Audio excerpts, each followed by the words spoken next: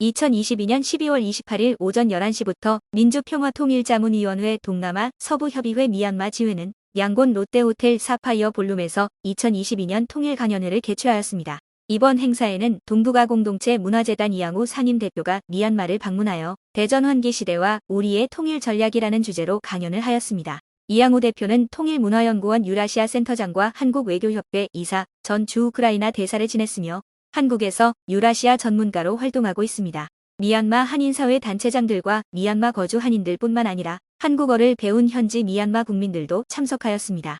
주미얀마 한국대사관 강금구 대리대사는 인사말을 통해 한국인은 통일이라는 주제를 피할 수 없는 상황 속에 살고 있으면서 최근에는 경제 안보와 기술 안보라는 이슈까지 염두해야 하는 상황이라고 강조하였습니다. 앞으로 북한이 비핵화로 전환한다면 한국 정부도 단계별로 북한 경제와 민생을 지원할 수 있을 것이라고 밝혔습니다.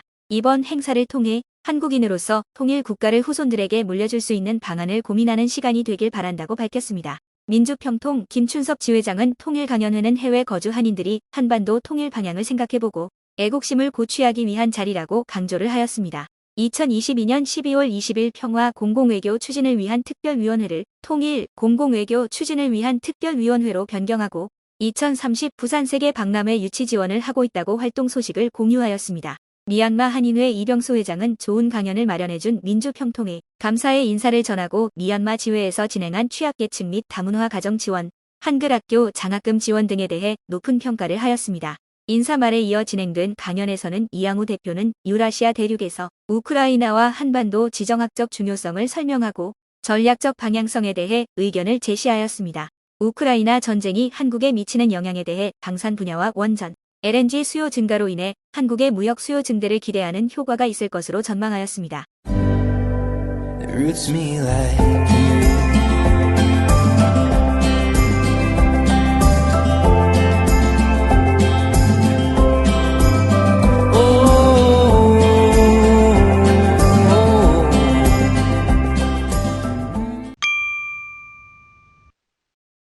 (2023년 1월 2일부터) 미얀마 여권발급위원회는 전 지역 여권 신청 및 발급 업무를 일시 중단한다고 밝혔습니다. 이번 서비스 중단은 온라인 예약 시스템 개선을 위해 일시적으로 중단하는 것이며 재개일은 위원회 홈페이지에 공지한다고 설명하면서 사실상 무기한 폐쇄가 되었습니다. 익명의 소식통에 따르면 여권 업무 중단의 주요 원인은 기존에 운영하던 온라인 QR코드 시스템을 통해 QR코드를 받기 위해선 몇 달이 지체되는 것이라고 합니다.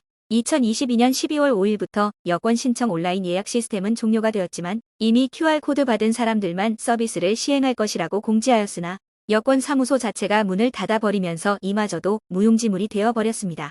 예전에는 뇌물을 주면 여권 신청이 가능했지만 이것마저도 불가능하게 되었습니다. 기본 발행료는 4만짜세에 불과하지만 30만짜세에서 100만짜까지 비용이 들고 있다고 합니다. 여권 대행업체들은 여권 사무소가 2월부터 재개할 것으로 예상을 하고 있다고 합니다.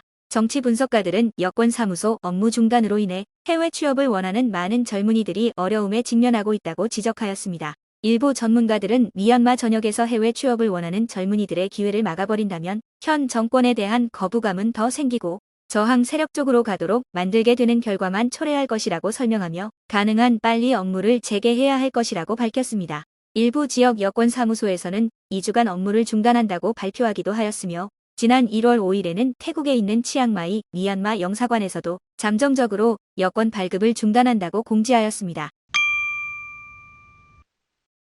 그린 파워 에너지는 만달레이 지역 미따 타운십 인근 80에이커 부지에 태양광 발전소 사업이 완공되었다고 밝혔습니다. 태양광 발전소는 태양광 발전 효율을 높이기 위해 태양 추적 시스템을 설치하였으며 태양광 패널 45,980개를 설치하여 연간 최대 25메가와트를 발전이 가능하다고 합니다. 발전된 전력은 33kV 송전선을 통해 미얀마 전역에 전력을 공급하게 됩니다. 이 사업은 NLD 정권에서 진행하였던 29개 태양광 발전소 입찰 사업 중 하나로 미얀마에서는 세 번째 태양광 발전소가 되었습니다.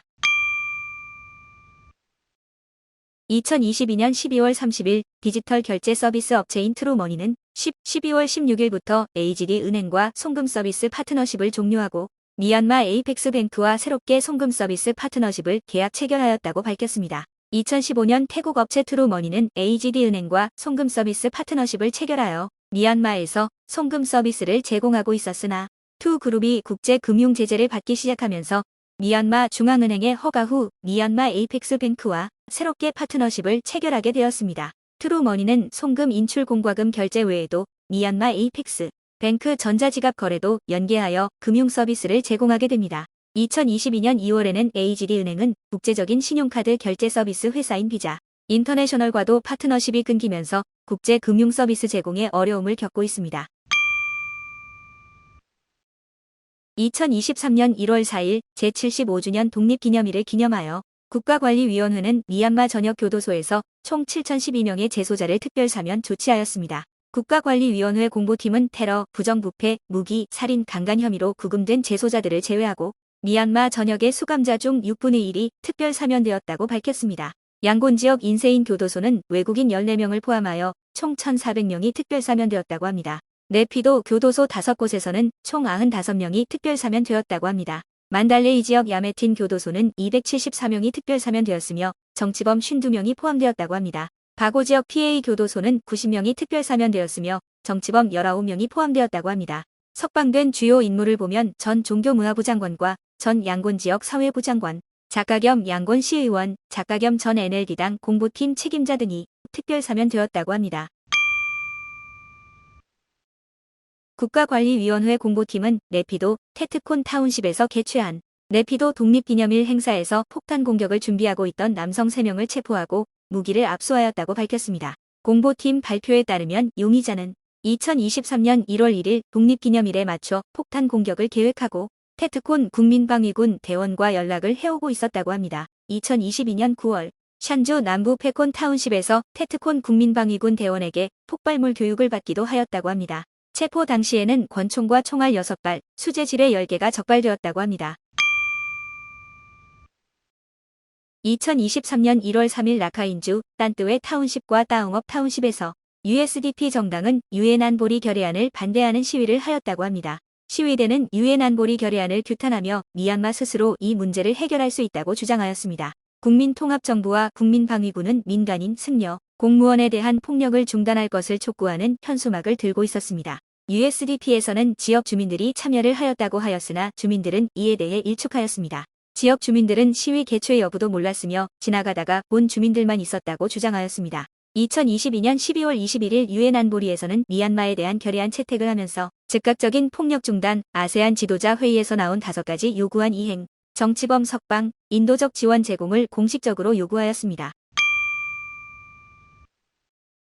꺼친주 뿌따오 타운십 기독교인들은 교회가 많이 세워져 있는 남레이성 산으로 불교 신자들이 몰리는 것에 대해 우려의 목소리를 내고 있습니다. 2023년 1월 1일에는 승려 90여 명이 남레이성 산으로 모인 영상이 SNS를 통해 공유되면서 많은 불교도들이 기도를 드리기 위해 몰려들고 있다고 합니다. 2021년에도 승려 1명과 불교도 30여 명이 올라와 설법을 전하였다고 합니다. 지역 주민의 말에 의하면 타운십에 있는 교회들이 불교도들에게 장악될 수 있다고 우려를 하고 있다고 합니다. 푸타오 타운십 인구는 6만 명 정도 되며 그중 약 10%만 불교도이기 때문에 기독교인들이 주로 있는 산에 불교도들이 오는 건 괜찮지만 거기서 불경을 암송하며 예배를 드리는 것은 부적절하다는 의견입니다. 1976년 크리스마스 기간 동안 마을 주민이 교회 부지에서 불상 유적지를 발견하면서 파고다가 세워지게 되었고 2021년 5월에는 고대 유적 보호법에 의거하여 교회 일부 부지를 압류당하기도 했었기 때문에 지역 주민들은 이런 현상에 대해서도 우려를 하고 있는 것입니다.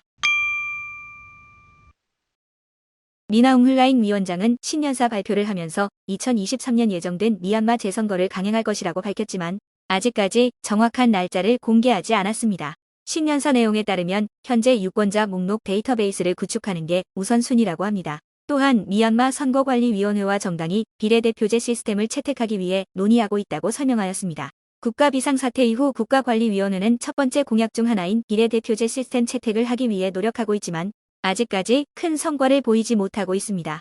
이런 상황들을 고려해 볼 때 미얀마 국방부 전문 연구가인 미국인 학자 메리 켈러헨이 주장한 것처럼 미얀마 국방부가 본인들이 만든 미얀마 헌법에 따라 8월 1일까지 마무리를 하기는 힘들 것으로 예상되고 있습니다.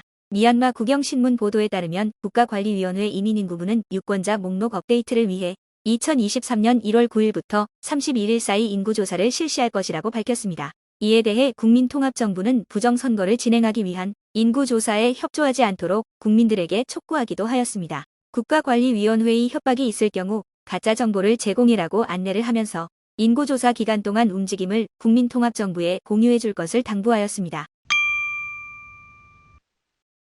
2023년 1월 2일 미얀마 투자회사 행정국은 정부 입찰에서 위조 문서를 제출하여 적발된 업체 2곳이 블랙리스트에 등재되었다고 발표하였습니다. 블랙리스트에 등재된 업체는 꺼야 주정부 입찰에서 낙찰받은 이후 위조된 은행 보증서를 적발하게 되었고 입찰 취소와 함께 2022년 12월 4일 블랙리스트에 등재되었다고 합니다. 앞으로 미얀마 투자회사 행정국은 마이코 시스템을 통해 온라인으로 등록된 업체들이 미얀마 기업법 및 관련 부처의 규정을 위반한 경우 법적 조치를 취하고 블랙리스트에 등재하여 디카 웹사이트에 공지할 것이라고 경고하였습니다. 미얀마 관광업협회는 2023년 1월 27일부터 29일까지 양곤 장관실 미니스터즈 빌딩에서 미얀마 여행 박람회 미얀마 트래블 페어 2023을 개최한다고 밝혔습니다. 이번 박람회는 미얀마 관광업 활성화를 위해 국내외 여행 정보와 믿을만한 여행사를 알리기 위해 진행하게 되었다고 설명하였습니다. 여행사뿐만 아니라 항공사, 호텔, 식당, 병원, 보험사 등 관광업 관련 업체들이 한자리에 모여 미얀마 관광 정보를 공유할 예정입니다. 네피도 고속버스 경찰청에 따르면 2022년 양곤 만달레이 고속도로 교통사고는 총 169건이 발생하면서 159명이 법적 기소가 되었다고 합니다. 연도별 양곤 만달레이 고속도로 교통사고 발생 현황은 2022년 169건의 교통사고로 사망 57명, 부상 280명이 발생하였습니다. 2021년 240건의 교통사고로 사망 84명, 부상 394명이 발생하였습니다. 2022년 12월 6일 미얀마 국가관리위원회는 호주인 경제학자 슈온 터넬에 대한 2022년 11월 특별사면 결정을 철회한다고 밝혔습니다. 슈온 터넬은 특별사면 이후 호주로 추방이 되었으며 이후 호주 언론사들과 인터뷰를 통해 교도소에 대한 자세한 내용을 공개하였습니다. 2021년 2월 국가비상사태 발생 며칠 후 체포가 되어 공직자기밀유지법에 의거하여 기소가 되었고 유죄 판결을 받고 징역 3년형을 선고받았습니다.